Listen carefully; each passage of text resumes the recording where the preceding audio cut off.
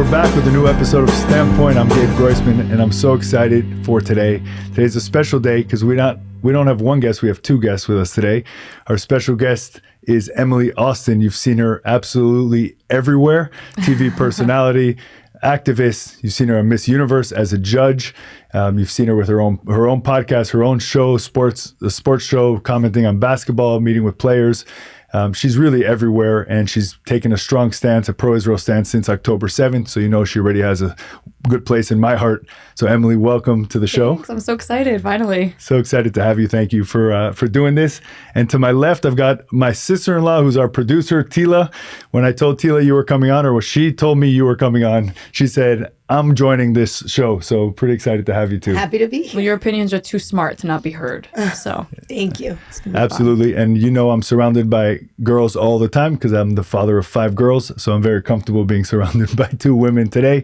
Not intimidated at all. Well, maybe a little bit. Why are you saying that? I don't know. yeah, why would you be intimidated? Okay, now I'm intimidated.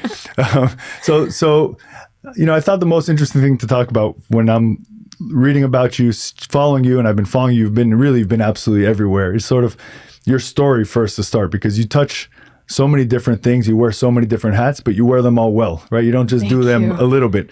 So why don't we start with your love, I think, is basketball, right? You started commenting on basketball, reaching out to ball players and doing a show. How did that even start? Right. I grew up in Long Island, New York, born and raised. You'll hear the accent progress as time goes on and I get more comfortable. But I grew up playing tennis. So everyone asks me, why basketball? Well, one thing that I don't think I've spoken about enough is tennis is the most isolating, mind messing with you sport on the planet Earth. And as good as it is for, mental, stimulation and such, it just really made me feel isolated growing up. Now, at some point I became so good in New York, my parents were like, let's put you in Florida. You'll be very much humbled. And I was. A 14-year-old beat me when I was 16. And she didn't even speak a word of English. And I'm like, who are you? Like, why am I getting my ass whooped here?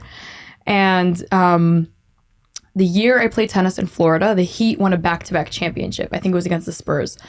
And I was like, there. What is this amazing sport? Because I was in Sunny Isles at the time. Everyone was like, had Miami Heat flags, and everywhere you went, they were selling Braun t-shirts or Birdman, I was like, whoa, this is nuts. And Chris Bosh. And I was, I don't know, maybe 14 at the time, but I was like, this is so cool. Like, tennis wasn't celebrated like this ever. And I felt like I was missing out on something. So I started following the Heat. Came back to New York kind of full time when I did my SAT prep, which is irrelevant now. What a waste of life. And that's when I followed the Knicks. Now, once you're a Knicks fan, it's they say the Knicks curse. You're cursed because you can't ever not be a fan at that point. Even if we lose for the rest of our lives, we're still a Knicks fan. We're just sad Knicks fans. And with the love for basketball came, at some point, which we could get into if you want, like the career shift into sports. Because initially, I was telling you off camera, my parents really wanted me to be a doctor. And quite frankly, I wanted to be a doctor too. Like, I'm really not grossed out by anything. Love helping. I kind of always wanted to be one. My mom's sister is a doctor, and in my family, it's like you're a lawyer or a doctor or a banker. In every Jewish family. There's no, you don't really have an option. And I was okay with that until COVID hit, which hit when I was in college, and I was like, I want to be a journalist, which my parents were not fond of, but it worked. So it's incredible. By the way, on the tennis to basketball journey, I was a competitive tennis player until I was 14. Ranked not, top. I was 52 was my highest ranking in Florida. I mean, it means I spent every Florida's weekend playing tournaments. Tough. Yeah. But because it was so lonely, I had to choose between that and basketball. Easy it's not choice. lonely, it's isolating. And I just went to basketball. But it turns out if you're the best player in a small private school, you're not a particularly good player. So it didn't really go into private Jewish school. Then even less. I was undefeated at North Shore Hebrew Academy. For USTA, I was like number 20, or actually I was 13. So how'd you start your first basketball show? You started sort of a podcast reaching out to players while you were in college. Is that right? Kind of. So I'm not going to lie to people. I worked super duper hard. I did, but you do need luck on your side. So one thing about me was every, week or so, at least once a week or at least twice a month in high school, I'd make it a point to go to a Knicks game. And I really appreciated the Knicks Hanukkah games or Jewish Heritage Night. And I would always make it a point to go with all my classmates. And we had a lot of fun.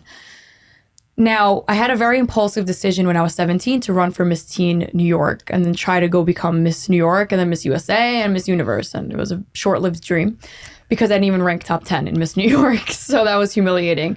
That was a blessing in disguise, probably. Very much so.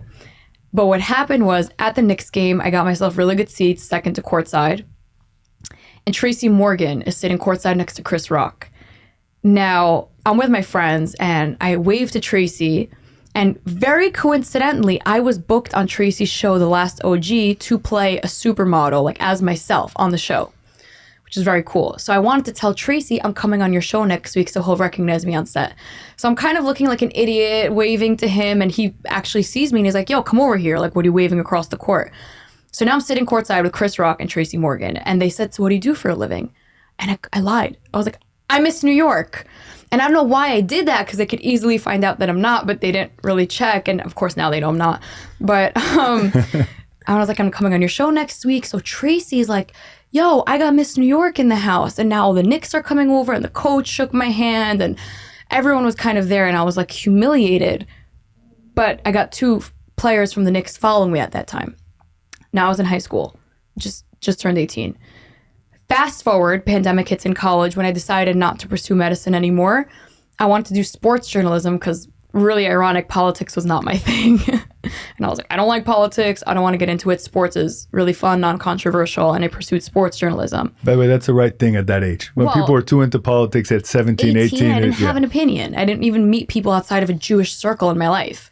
So fast forward, pandemic hits. I'm bored out of my mind. All day I'm joining people's Instagram lives because that's the closest thing to a connection I had during COVID with other humans. And my mom, who I can accredit this to, she's like, Emily, one more time I hear you listening to some stupid idiot on Instagram Live, I'm taking your phone away. Like, I can't hear these voices echoing in the house all day. We have no walls. We have an echo in our house. It's like super modern. She's like, either you start a live and do something productive with yourself or stop listening to strangers speak all day. Like, I would listen to like Dave Portnoy and stuff like that. It was fun. I'm like, who's going to listen to me? She's like, people will listen to you. Trust me. So I start going on live. And people were listening, not because they liked me so much, because they were bored out of their mind. And I remembered, I'm like, wait, if a couple of Knicks players follow me, let me ask them if they'll join me on my live. Now, they said no. And I said, if you have anything better to do, I'll leave you alone. And they're like, we actually don't. So let's do it. Now, I brought on my first player in which all of his followers joined and his teammates joined. So they kind of saw the gist of it and it was super fun. We were like answering stupid questions from the fans and it was really light and fun. And we needed that during COVID. We were all so isolated. In New York. Because we were in Florida. We had a different experience. Yeah, no, I was in Long Island and like, I actually did think if I left the house, I'd die because I was really afraid. I was like, I don't know what this is, this Chinese virus. And long story short, it was so successful. Like 30,000 viewers on average at 18 years old for an Instagram Live.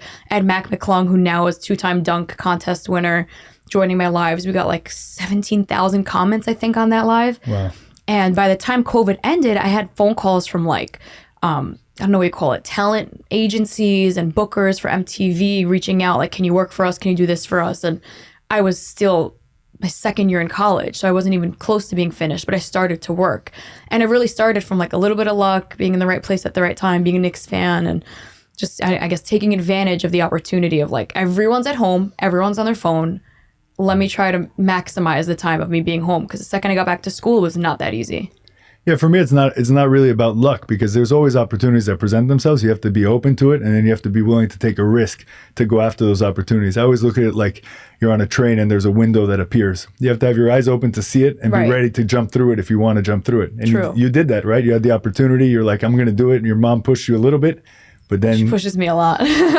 Did you study in school in the end journalism, or did you continue studying what you liked? Following the Instagram Live series, I call it, I changed to journalism because coincidentally, Hofstra had a great medical school, but a great journalism school. So I didn't even have to shift schools, but I ended up shifting because of the woke BS. I went to Touro and graduated. You end up learning so much more on the ground than you really do in the classroom. So you had a little bit of both. Right. And my professor, who was my sports journalism professor, very established journalist, who I can't remember his name, but I'll expose him. I was media credentialed for SiriusXM at 19 for the Super Bowl, which is absurd. My agent was so proud. I finally got repped by Wasserman. Also, they were like, can't believe you're so young. This is really, we don't do that, but you're an exception. And I went to my professor so proud, and I was like, I have to miss a week of school because I'm going to the Super Bowl, Radio Row, I'm interviewing the NFL guys. And he said, if you miss a week of class, that's 2 classes, I'm failing you. So I kind of called his bluff, and I went. And I came back. This is a journalism professor? Sports journalism. He covered the Olympics for like 50 years. He was jealous. He wanted to go to the Super Bowl. I think he was jealous too. Sure. That's what happened. And when I came back... He wanted you to offer him to come. Yeah, okay. You have a class to teach, honey. When I came back, he said, don't flatter yourself. The only reason you're getting booked for anything is because you're a blonde Jew. Wow. And I was like, yeah, I know. And he was like, I didn't even realize he meant it in an anti-Semitic way because I was still in like a little bubble and I didn't fully acknowledge what anti-Semitism was at this point. But he made a couple of comments like that, like Jew, Jew, Jew, Jew. And I was like, this is starting to sound like hate. And I reported it to my dean, who did nothing. Then a different professor had a similar comment thrown at me, and I reported it again, nothing to be said. And then I crossed the line with Hofstra when I had a really woke professor that was teaching us like about porn for homework, and my classmate identified as a cat, which is like, you do you, but you cannot meow during class because I will laugh at you. And me laughing at her, I faced more consequences than my professor's anti-Semitic comments. So that's when I just like was sick of their hypocrisy, and I was like, I cannot be in this environment anymore. Like, everyone's lost their mind. And I didn't even have like my parents telling me what to do of some sort. I was just sane enough to acknowledge that something's wrong with my professor posting thongs on his Instagram and like forcing us to follow him, and my classmate licking herself during class, and my professor thinking that that's okay to do. And I was like done with Hofstra at this point. But did you finish? No, I switched to Turo and I did pre-law. You know what's incredible in your story is, and why it's important is, when we talk about anti-Semitism on college campuses, very quickly most people will say, oh, it's just at the elite universities, it's at the Ivies, but it's really everywhere. And it's not just anti-Semitism, it's the wokeism and the indoctrination of all this nonsense that they're trying to put into people's minds, into students' minds throughout the country. By, I think, definition, someone who is tolerant and liberal should be open to people that disagree. But that's the exact oxymoron that happens, that you cannot laugh at someone that's meowing like a cat, right? And licking herself. And licking herself. So that's where I don't understand the liberal mentality and the tolerant mentality, when really, like, if you do you and I do me, that's fine. You know where I was very frustrated with the liberals, and I don't like to judge by title because I don't fully identify with either political party. Like, I have a lot of gray area point of views. I think most young people feel the same as you. Right. Like, most people likely do, but you're kind of forced to be in a box. But that's not the point. The point is calling out hypocrisy. The liberals are the alleged strong feminists, but they can't condemn, for example, the October 7th rapes or sexual atrocities against Jewish women, or it's believe all women unless you're a Jew, which we've all heard of since October 7th. But more so, something that Adam called out yesterday on a different podcast, he said the liberals are the highest ranking atheists, like proud atheists, think that they're above God and that God is this fake thing to build a cult against humanity, against one another, yet they are supporting the most radical group in the world, Hamas, who is using their God as a false way to portray their religion to slaughter Jews. In the name of God. And they'll stand behind them. The same ones who don't believe in God will support murdering in the name of God falsely. And it's like, they don't even know what they stand for. They're just kind of doing what's cool. And we see that on campuses more than ever, because you're probably the most impressionable in college when you're away from your family, finding yourself, finding new friends, believing every word your professor says, no one's questioning the norm. And it's just like a recipe for disaster. Like, my dad's like to my sister, you don't have to go to college if you don't want to, but figure out what you want to do and we'll put the resources there, you know? Figure out how to get there. First of all, shout out to our good friend Adam Sosnick, who we've known for I won't say for how long because he's still out in the game, but for about 40 years for sure, who's got an awesome podcast, part of PBD's crew, and has his own thing. I saw you yesterday hanging out with like 10 women on set. It looked like just chatting about everything, fighting about everything. But he's absolutely right on that point. So let's go to the next things you've been doing, because you do a little bit of everything, and I think it's cool. So one thing that most people don't know is you also were a media advisor to the Israeli ambassador to the United Nations, Gilad Erdan. Mm-hmm. How did that come about, and how was that experience? Like, we have Emily Austin courtside with all these celebrities and doing podcasts with basketball players, and then suddenly you're in the United Nations writing speeches and helping on media. Like, how did that happen? I'm really gonna expose myself. Do it. Probably have never told the story before, but we're all cool now, so I think it's okay. I was probably entering my third year in college at this time, was still at Hofstra. And I had met Gilad. We were invited both to a suite at a Knicks game. And I wasn't familiar with him per se. Like, I knew who he was, but not by face. That's Gilad Erdan, the ambassador. Yes, Ambassador Erdan. But I overheard Hebrew in the suite. And I was like, yay, Jews. So every time I hear Hebrew in public or in private, I'm just like, shalom, mashlomcha, like whatever.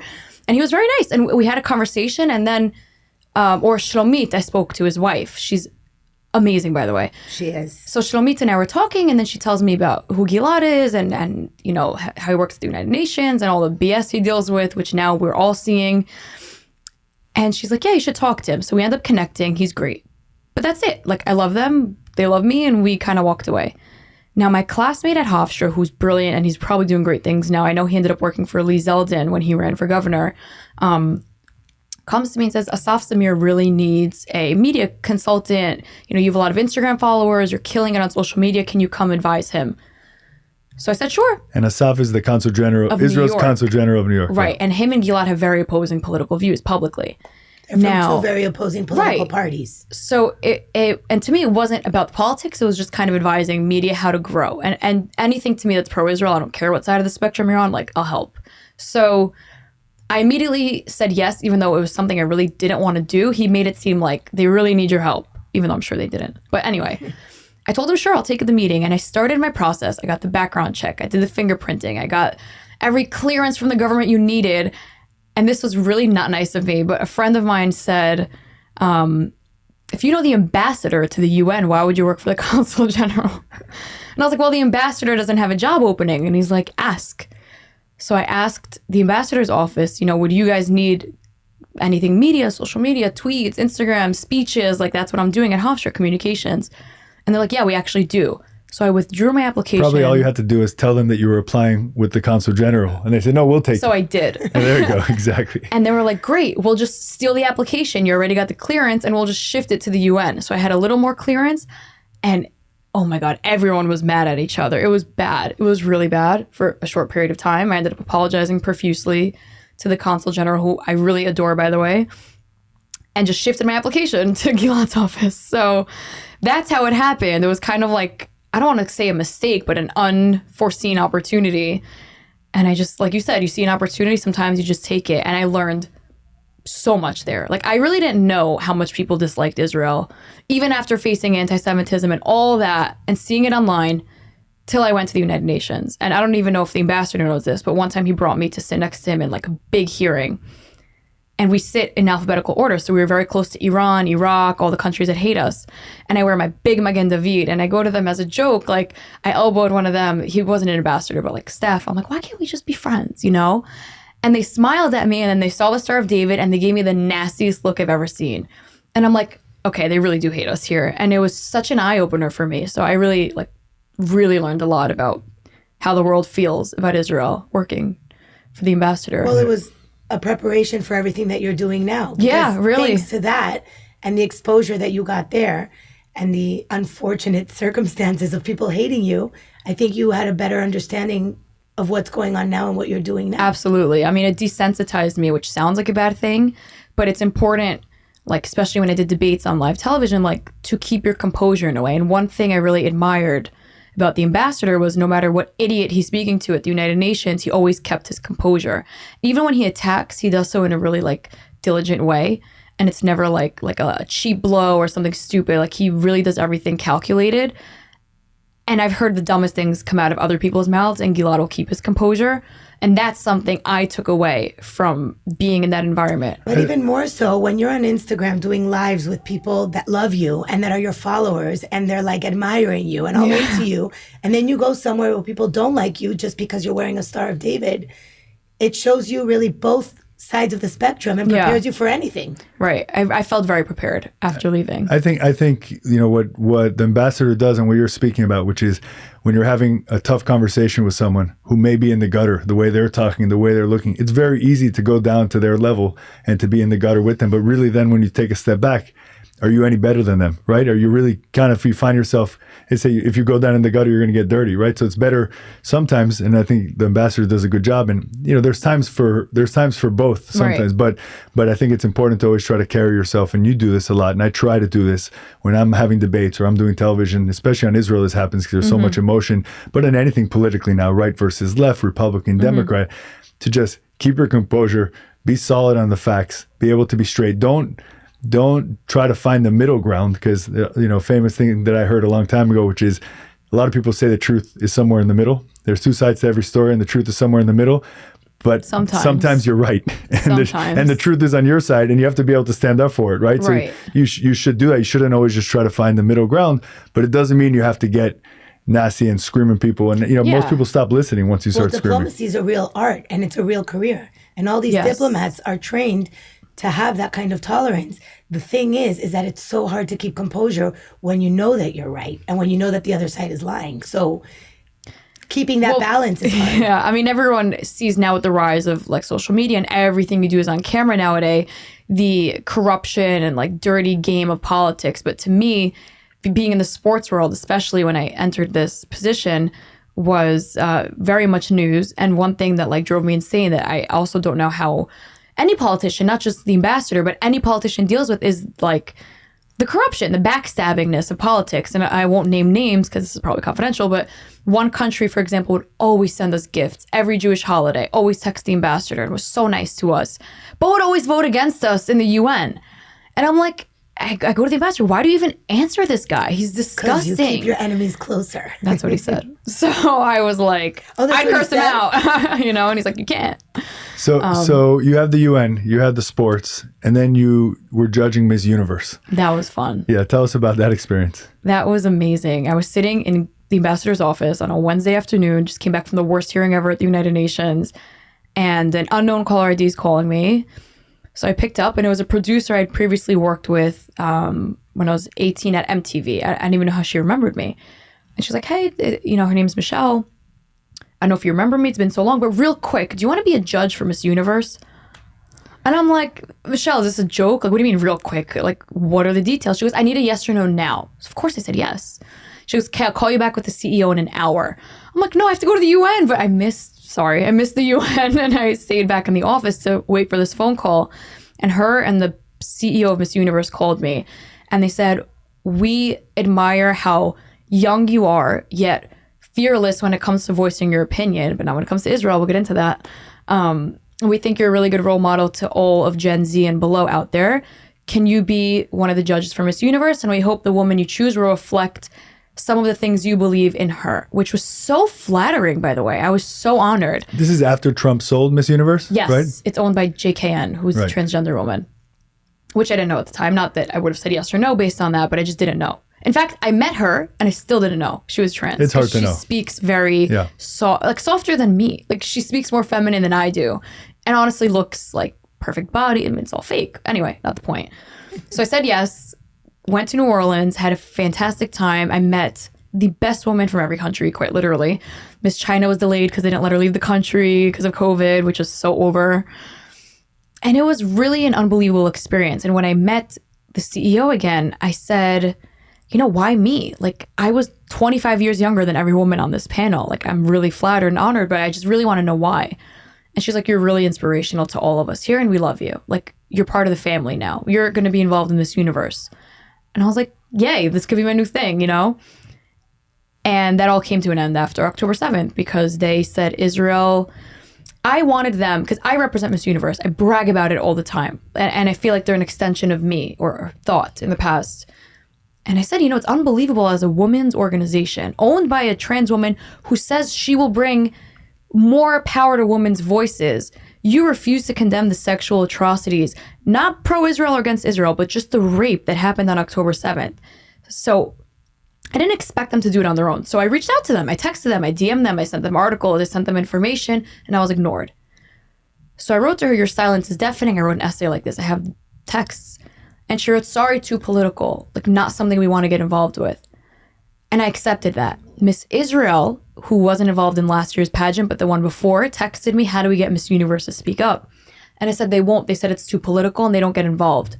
And she said, why they speak about Ukraine, and starts sending me links to them defending Ukraine. And I was like, now I'm pissed off. So I texted the president. She ignored me. I went to Fox News. I called out their hypocrisy, blackballed completely. She said, don't ever text me ever again, unfollowed me on Instagram, like really disgusting behavior. And I'm like, it's not my fault you can't call out rape as Isn't rape. the whole purpose of Miss Universe to empower women? Right. And another judge that sat with me, Mirka, she's very conservative, big believer in Jesus, like a great godly woman, also has been posting about Israel. She's also not getting involved again. In fact, I called a lot of producers who I really hit it off with at Miss Universe. They were all fired from the positions because they only hired LGBTQ members to be on the board or involved this year, which was unbelievable. Yeah, it's a whole other story of how, if it's a women's empowerment type organization, or at least tries to be, and they have a transgender woman, a man who transitioned to a woman, be the head of that organization. But their hypocrisy on Ukraine, you got it right. And I want to talk about how you have a standpoint, or that's what the podcast is called, actually, because it's how I always think about things. A standpoint is a view that you have on something based on your beliefs, right? It's not just come out of anywhere, and that's sort of how you walk around and how all of us here do. But separate from that, and I think I would have done exactly the same thing. I never would have been asked to be a judge at Miss Universe, but if I were in that situation, I would do the same thing. But I am kind of sick of organizations always making political points. If you think of like back in the Black Lives Matter summer, with the George Floyd riots, and every organization had to come out and make their statement on it, or, and I'm like, no one's sitting around thinking like, what does Hyundai think about George Floyd, right? Or what is the, right? But they did. I don't know if Hyundai specifically, but I'm saying all these corporations are making these, it's just virtue signaling. In my mind, I wish they would just, to use the analogy, shut up and dribble, right? Just do what they're doing, and let individuals have their viewpoints as opposed to these entities and organizations. I don't know. What do you think? I feel as if my opinion has actually changed recently, because I was happy, for example, that the NBA supported Israel publicly. I was like, wow, they're so heroic. And a black friend of mine, who's very conservative, by the way, said, but you didn't like when they supported Black Lives Matter. So it's only convenient when it fits your agenda. And I was like, am I the hypocrite now? But then I thought about it. And I think it's important to differentiate like a fight against evil and an issue that's important that gets corrupted by politics, which was Black Lives Matter. Of course, Black Lives Matter. Sure. That's not even a question. And if you don't believe so, you are racist. But it's not. And now no one else matters too. Like, I feel like you need to address an issue, make a statement, and then just call out wrong as wrong and not get super political in it. Like the fact that they protested games and forced players to wear t-shirts, now you're forcing it. If a player doesn't want to do something, don't force it. Like that hockey player who didn't want to wear an LGBTQ shirt because in his country he'd be killed for doing so. You cannot force athletes to say something they don't want to say. And now everyone's like, oh, well, athletes need to keep their opinions, out of the career. And then I realized that's impossible, because everyone has an opinion. And if you have a platform, you have the right to share it. But I also think it's important you have a team around you to make sure you're not like wooed by misinformation or sharing misinformation, like Kyrie's stupid Instagram posts that denied the Holocaust. Like there wasn't one person on your team that could have told you that before it got blown out of proportion. How do you control that? Because some people are getting one-sided information. Some people are getting other-sided information. And like you said with Black Lives Matter, of course Black Lives Matter. And it's not canceling out everybody else. So there's an actor from New York that actually went to visit his father's grave and said, I'm here to visit my father's grave, and I'm sad that my father died. Does it mean that I don't care about every other person that died in the cemetery? No, it just means that I'm here to visit my father. So how do you think that people can make a statement without hurting other people, but still standing up for what they believe? For example, I'm very pro-Israel.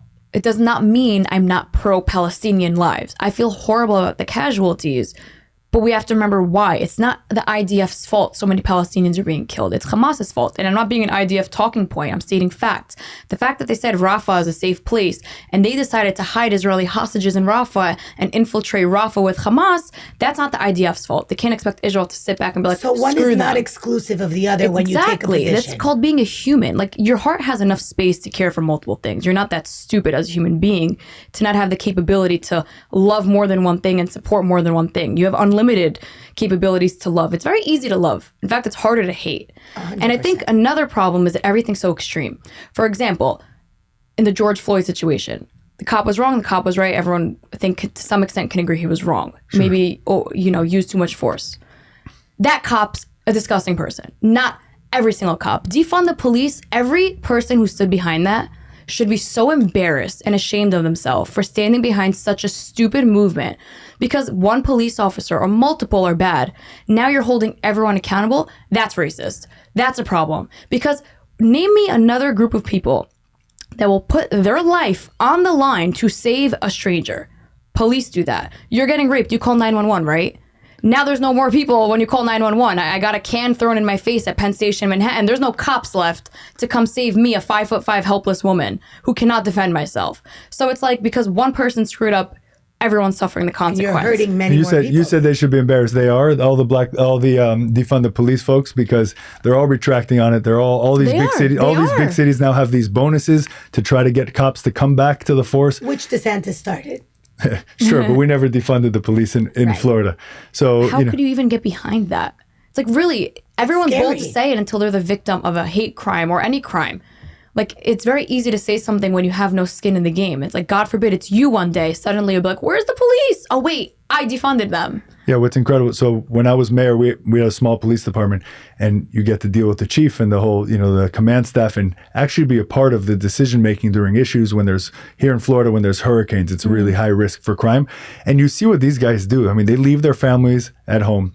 They go out there, they put their lives on the line every day for a really bad salary, and they do horrible salary. They have good benefits at the end. They have to make it basically, it's a 20-year career. You do from 20 to 40, and then you do your second career 40 to 60. You risk catching a bullet on a daily basis. Every single day, multiple times a day. For a stranger, not their own family. They're protecting strangers. That's that they'll never see again, and we'll never thank them for it. Exactly. No, but without them, our society falls apart. And I think people are starting to see that.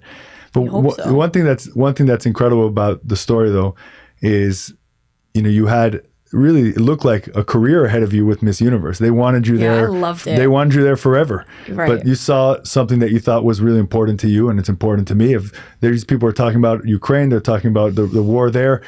Women are being raped in mass in Israel, and they won't say a word about it. And you put your job on the line for it and paid the price. What was the most disappointing, though, was everyone remembers. It's like a 9/11 moment. Everyone remembers I was like 4 months old. But for them, this is my 9/11 moment. I was a senior in college. Just put it in perspective here.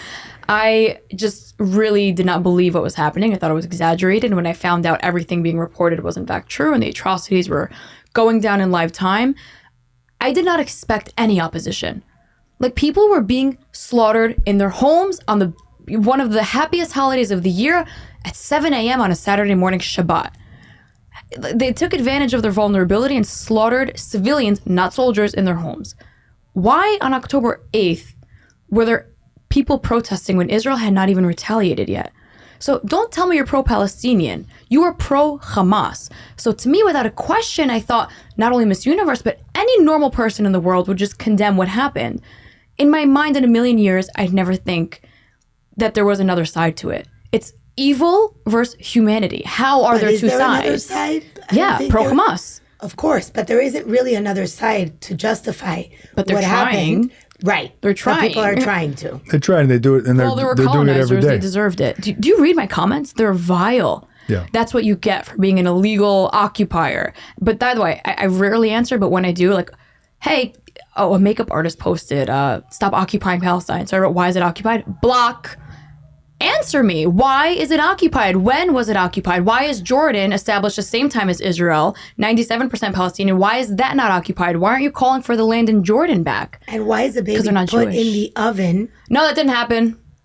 Or a Neither did woman's October 7th. genitals It's fake. Mutilated? Nope, and didn't how happen. Is that a response to any type of any? But I think this actually illustrates a really important problem that the world now has seen, at least the Jewish world, and hopefully anybody who's looking with their eyes open, which is after October 7th, it was so clear, right? It was so clear that Hamas, a terror organization recognized as such by everybody all over the world, breached the walls of a sovereign nation, thousands of them, about 3,000 or 4,000 of them, including civilians, not just Hamas operatives. Yeah. They came across the border, they mass raped, killed, and kidnapped men, women, and children. The whole world should have been supporting Israel, immediately they weren't, like you're saying. And you start to, just to reiterate what you're saying, people, are making these challenges on occupiers or from the river to the sea. They don't even know what river, they don't know what sea, they don't know about occupation. They don't know there was never an independent state of Palestine. It's just facts, right? But they think that there was. But they think they're right. But here's the problem. I think what this showed is that it's not really about facts for most people. Oh, we're it just never saying, was. Matter. We're seeing as Jews, and all three of us here are Jewish, that we love the debate, right? We love Jewish thought, the Talmud. It's all about debating. It's all about going 2 Jews, 3 opinions. We love this, but it's not just about them. Sometimes we just have to call it out. It's not always anti-Semitism, but we're seeing how much anti-Semitism there is in this country and in our society. And, this is the old saying that everybody says that in a way I hate it, but it's just true. And what starts with the Jews doesn't end with the Jews, right? Never. So this isn't a society that any of us want to live in. Any good person in the U.S. or anywhere should want to live in, but it's there. And I think we do have to call it out. I agree. And when you just said it starts with the Jews, doesn't end with the Jews, I realized that after, if you just take 5 minutes to dig into any radical terrorist group like Hamas or like Hezbollah or like the Houthis, they don't just hate the Jews, they hate Western civilization, which is even funnier why the liberals stick up for them. Like the Houthis are like heroes now in Manhattan, which is insane. Well, it's like the Queers for Palestine, which is an oxymoron in itself. But do you really think people are just that lost, or maybe they're paid? I know a lot of them are paid, by the way. A lot of protesters are being paid like minimum wage to just attend and like carry signs or lock down the Holland Tunnel arm in arm. They were paid to do that. It started that way with BLM, and then it was the Me Too movement, and those same people are the ones that are marching in the streets now for Palestinian, don't even know where Palestine is, who the Palestinians are, and what just happened on October 7th, because I've seen numerous interviews of, are you okay with women getting raped? Oh no, they were raped. It was already recognized by countries, by the United Nations, who hates Israel anyways. Even they recognized what happened, and people are still they have no idea. It doesn't matter. That doesn't matter. But what scares me the most is that people will say, obviously, I'm not an anti-Semite, I'm anti-Israel. Right, really? It's justification. So why are you going after Jews? Why are the anti-Semitic criminal acts that you actually called out as hate crimes, right? Isn't that one of the laws that you passed? What's the correlation? If there's a war in Israel, why are Jews being attacked here? Well, what's the correlation if you're not an anti-Semite? Because it's the same thing. They're using the land and the war to justify their Jew hatred because it's more accepted that way. You can't just be like, well, I hate Jews. You'll likely face consequences for that. Not always, but likely you will. Depends where. So now, right. But and you now asked, they're saying, no, it's Israel. But you asked, are they so lost? I think the answer is yes. I think the youngest generation in the United States is lost. They look at the world in sort of the oppressor versus the oppressed, the strong versus weak, black versus white, which I always call the dumbing down of America. But what I'll tell you is this. I was having a conversation with Asaf from Locals, from Rumble, about a month ago, and we were having coffee and we're talking about how when crisis happens in your life personally or in the world, and October 7th is one of those moments for people all over the world, especially for the Jewish community. And, what do you do about it? And a woman named Miriam Peres, who's lost 2 sons in the army in Israel, actually once said this, and it always stuck with me, where she says, when there's a crisis in a moment, all you can do is reach your hand into your toolbox. Everybody walks around with a toolbox and they have different tools. 100%. And you did exactly that, because you were doing all these things, sports, Miss Universe, going to these famous galas. If you just Google your name on images, it's all these these red carpet events that, look so glamorous. And then if I'm invited anymore. And then suddenly you shifted. And then suddenly you shifted into this warrior to talk about what's happening in Israel in this space where it's not really spoken about. Well, that's why I wanted to do it, because none of my followers really knew it was happening. I was like, so let me tell you. And, my followers are mostly sports people, young kids, which is, to me, I love that. No correlation to Israel whatsoever. And that's where it's most important. One thing I wanted to add before you go to the next conversation was, I think the worst part of it all, which is also scary, that's happening now because of the war in Israel, was that none of this, the attack, of course, was a surprise, but the reaction to the attack wasn't as shocking once the emotions calmed down, because when I was 16, my parents sent me to Poland and then Israel.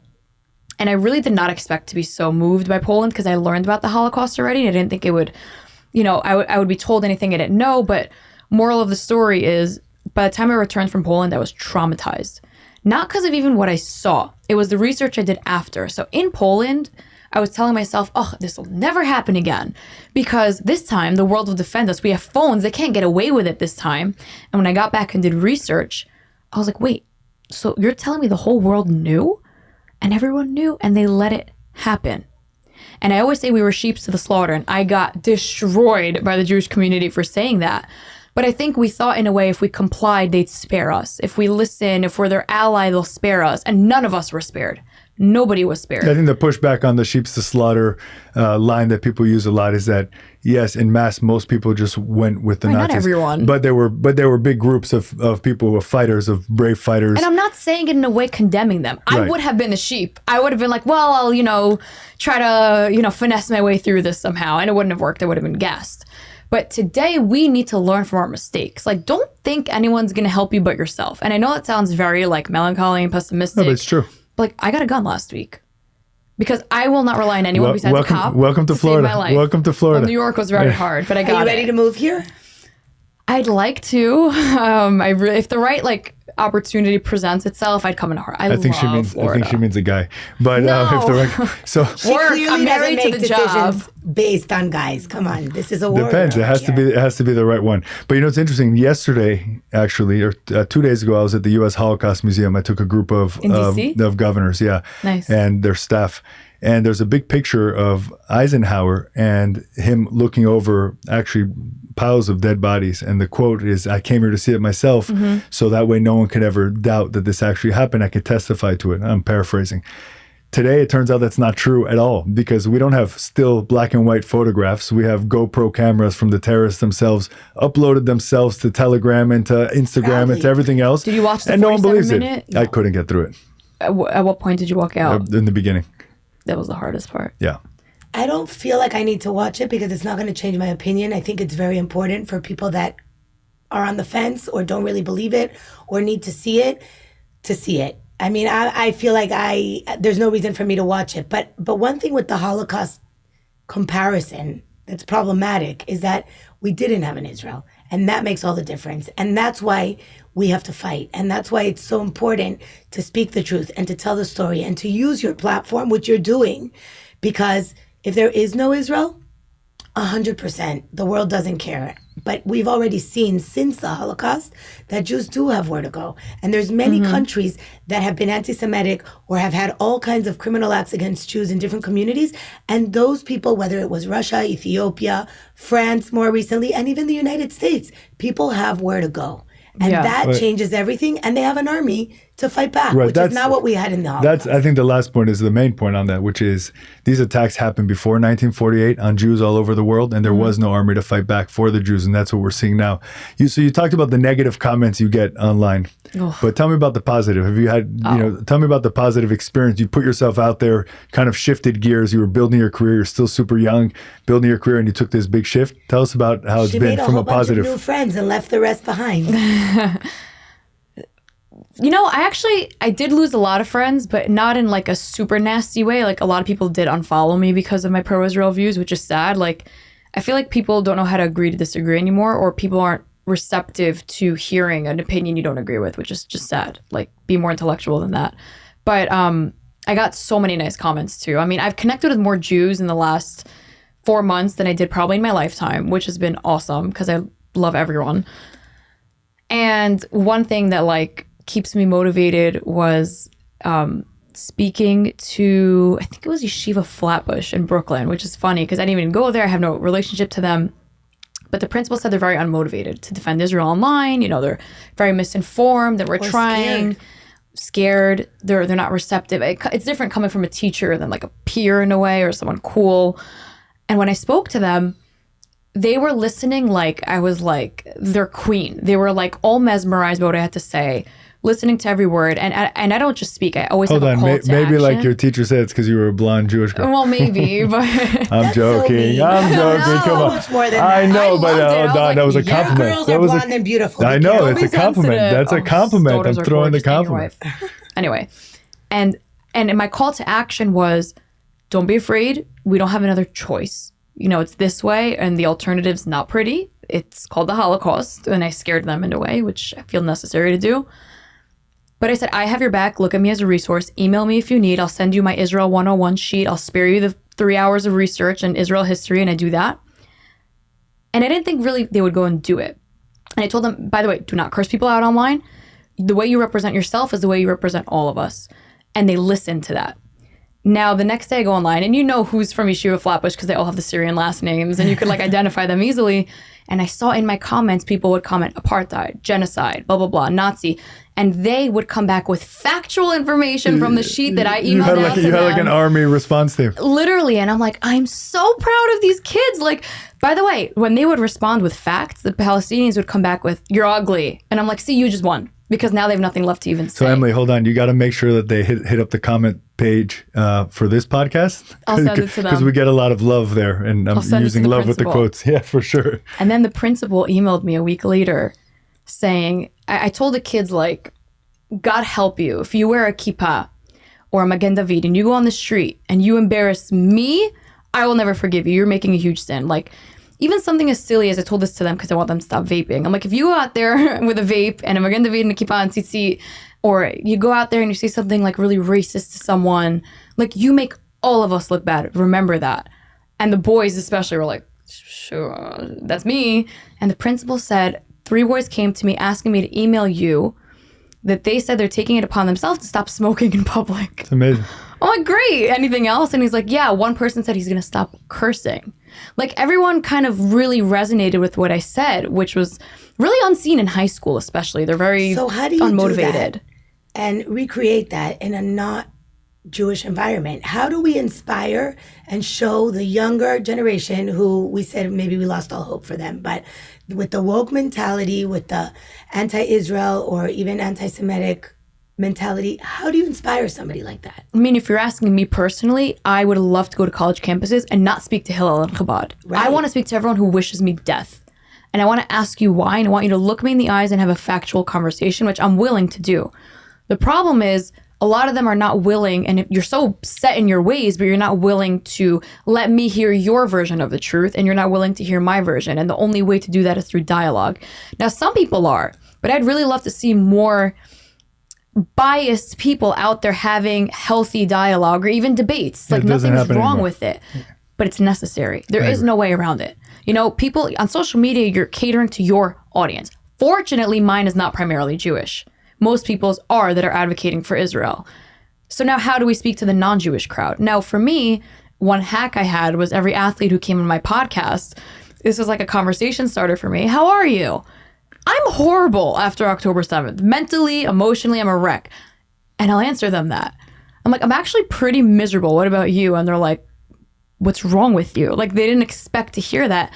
And I'll give them a 10-minute, non-biasly speaking, well, you know, there are hostages in Gaza and my heart aches for them. And I just spoke to a basketball player who came back from Gaza. It told me what he went through. And I can't believe there are people there. And they're like, what? I didn't know there were hostages in Gaza. Why would you know? You're a full-time NBA player. You're not supposed to, like, really know. You're focused on the game. And I'm so happy I had the opportunity to tell someone who has so many followers really what's going on. But we need that kind of en masse. And that, you know, I'm trying to figure out how to do it. On college campus, it's interesting. Like 5 years ago, I did an event, actually at University of Miami. And it was organized by a Jewish group. And I was thinking the same thing as you. I'm preaching to the choir. And I get there and it's not that at all. They invited every organization on campus, every non-Jewish organization on campus, the whole board. So each of them had a table. Mm-hmm. So I got up and I gave a speech, and then it was questions. And before the questions, the girl who was organizing it was very nice, and she grabs the microphone and says, I just want to tell everyone, I was mayor then, so I said, the mayor is here, he's volunteering his time, so please, this is a safe space. Let's not say anything that's going to offend him. So I grabbed the microphone and I said, I want to thank you so much for having me. And please forget everything she just told you. Yeah. Ask me any question, especially if you think it's going to offend me. Let's go. This is called dialogue. And it was amazing, but it doesn't happen anymore. The people who disagree. Often enough. Yeah, they don't want to have the discussion. Instead of coming to protest and scream over us, why not get on stage and have a conversation? If you're so bold enough to come and throw soda cans at me when I'm speaking for FIDF, which happened in New York. Like, come here on stage, and if I'm so wrong, embarrass me. Come humiliate me in front of the world. Prove me wrong. Exactly. And a rabbi said it best in Dorado Beach, actually. He said, don't tell them they're wrong, show them why. Come show me why I'm wrong, and I'm willing to learn. I'm 22, I'm very open-minded. I'm very willing to learn, but you have to be willing to educate. And if you're so wrong and you can't have an argument, maybe reconsider your stance, but they're not willing to. Yeah, your phone's not going to ring there. Yeah. So, one thing that was great, but I don't know how they did it. I should probably ask. JNF in Canada invited me to Vancouver, and I spoke to like 700 non-Jewish women. And I'm like, how did you get this many women in a room? And they said, be careful, a lot of them don't like you. And I'm like, great. So can we do questions? I made my speech 5 minutes long, and I opened an hour to questions. And all of the questions were anti-Israel, which is awesome because they then listened to my answer. Most of them agreed. A handful were still stuck in their ways. But the fact that they were open to the dialogue made me so happy. Like one woman was like, it's very hard for me to support Israel given all the casualties. And I said, well, did you know the IDF sent out flyers? Did you know they sent out alarms? Do you know they sent out texts? Do you know they had an evacuation route? Did you know that Egypt's borders are closed? So in fact, Israel's the only one helping the Palestinians. No, I didn't know that. So they also don't have the facts, but it's nice that they were willing to hear it. So I guess it's the golden ticket question. How do we have more people willing to hear it? Yeah, and the goal I don't think, the way I look at it, the goal isn't to change their minds, it's to make them think. Because if you could change their mind. Think again. Well, exactly. I've been tweeting that. If you could I didn't see that, but if you could make someone, if you could change someone's mind in 5 minutes, someone else is going to change it right back. So, but if you can make them think and really just get into their thought process, next time that they come to that issue, they're going to maybe think about what you said when they're going to come to the conclusion themselves. And that's how I think you can actually change someone's mind. And I want my call to action, if any Jews are listening, don't shy away from these conversations. Everyone listening probably has a job of some sort, socially or career-wise. Everyone has a circle. And I'm sure there are non-Jews in those circles, but make sure you're doing your job and educating other people because, like you said, when they speak to someone else, don't let that be the only opinion they've heard. At least let them question their own values before they jump to any conclusions. And that's up to us. And it's not just Jews. I think it's really all Americans, because to go back to something you said earlier is if you look at any of these anti-Israel protests, or almost all of them, they're burning American flags. They're tearing them down from the posts. It's also anti-American. It's also anti-religion. It's also anti-God. And those, But Americans are anti-American now because that's what they're being indoctrinated to learn. Well, not all of them. And I think if we get a new president in a couple months, things can hopefully start changing back in the right direction. Do you know when I got depressed when they said Osama was right on TikTok? Oh my God. I said, Mashiach, I'm ready. So Come take us all. I actually thought that was good, and I like it when they're praising the Houthis, because it's like, let me tell you why. It's in philosophy, it's called reductio ad absurdum. You reduce it to the absurd. Their position is so absurd that everybody else is saying, "Oh, these guys are idiots," right? Because they took too far. That's true. All right, so we've been going a while, so I just want to wrap on something. So this is going to be recorded. It'll come out on Tuesday next week. There's the secret of podcasts. But although we do live every once in a while. Oh, that's fun. So today in the Wall Street Journal, there was an article about an issue with the NBA that I wanted to get your opinion on. Ooh. The question is this. Is it too easy for players to score these days? Offense is going through the roof. People are scoring 60, 70 points a game like it's nothing. Barkley is quoted and he's like, I'm a traditionalist. We got to change something. What do you think? This came about when I was looking at the MJ LeBron debate. Everyone knows it's not a secret. I was way too young to be in my MJ era. But of course, I wanted to watch some tape. And I'm like, why is it so much better? It's not because I love the hype around MJ. The game is better. And I noticed that there were less foul calls. They let the game become more aggressive. I don't want to take it to the extreme where they were beating each other up, which they were. But they were very aggressive, elbow here, punch here. You couldn't run through the paint without getting hit. Yeah, and that's kind of when you're that passionate about the sport, you want to be aggressive with it. And I feel like the reason I can't watch the NFL is because those whistles every 8 seconds drives me insane. I'm bored out of my mind. But the NBA is having a foul call every minute or so, and it's becoming very weak and not fun to watch. And everyone's going to attack me and say, oh, you go on the court and get your nose broken. I would if I was 6'11", maybe. I don't know.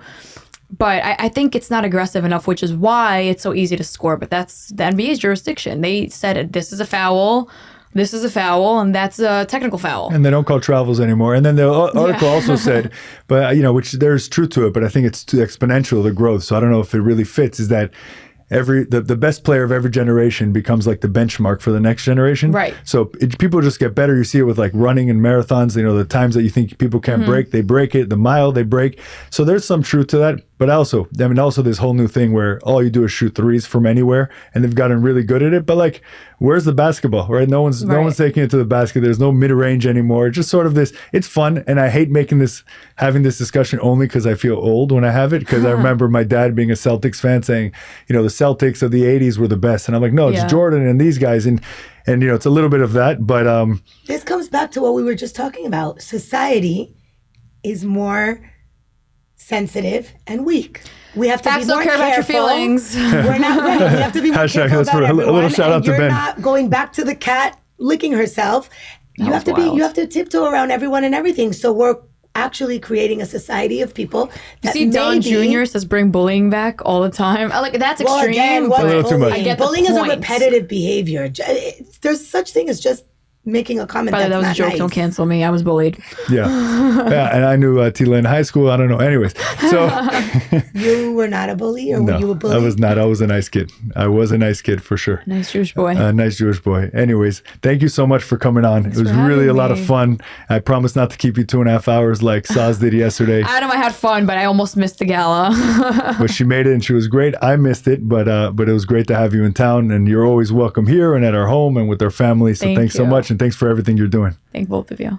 Thank you. Thank you so much, everyone. Thanks for listening. Thanks for watching. Make sure to like and subscribe and all the things you do for podcasts, and we'll see you next week.